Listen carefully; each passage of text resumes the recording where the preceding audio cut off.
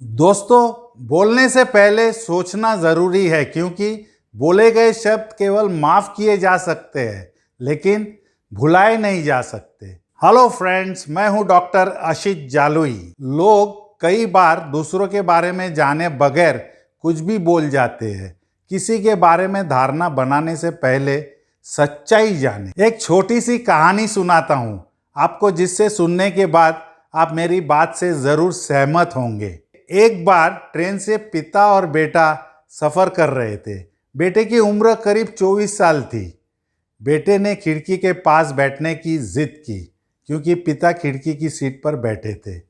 पिता ने खुशी खुशी खिड़की की सीट बेटे को दे दी और खुद बगल में बैठ गए। ट्रेन में आसपास और भी यात्री बैठे थे। छुट्टी का सीजन था।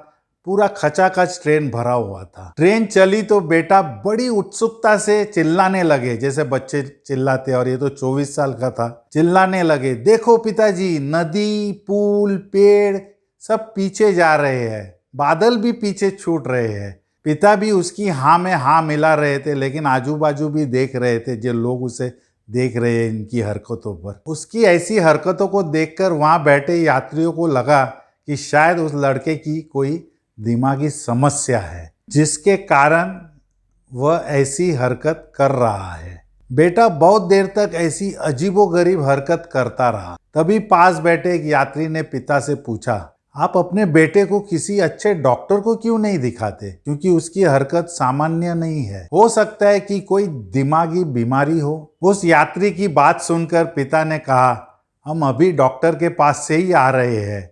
पिता की बात सुनकर यात्री को आश्चर्य हुआ। सोचा कोई दिमागी डॉक्टर के पास से होगा। पिता ने बताया, मेरा बेटा जन्म से ही अंधा था। कुछ दिन पहले ही इसको आंखों की रोशनी प्राप्त हुई है। इसे किसी दूसरे की आंखें लगाई गई है। आई डोनेशन कैंप में से इसे आंख दिया गया है और जीवन में पहली बार यह दुनिया को देख रहा है। इसीलिए ऐसी हरकत कर रहा है क्योंकि ये सारी चीजें इसके लिए एकदम नई है, ठीक वैसे ही जैसे कोई छोटे बच्चे के लिए होती है। पिता की बात सुनकर आसपास बैठे लोगों को अपनी गलती का एहसास हुआ और उन्होंने बेटे के पिता से माफ़ी भी मांगी। लेकिन माफ़ी मांगने के बाद भी उनके अंदर का दर्द दिखाई दे रहा था, जो क्या बड़ा गलती कर लिया इन लोगों ने। दोस्तों, जिंदगी में कई बार हम बिना सच्चाई जाने भी कुछ लोगों के प्रति अपनी एक राय बना लेते हैं जो बिल्कुल ही गलत है। डोंट जज the book by its cover. वैसे ही किसी इंसान के ऊपर जजमेंट पास करना बहुत ही गलत है, क्योंकि हम उसके बारे में वही सोचते हैं जो हमें दिखाई देता है।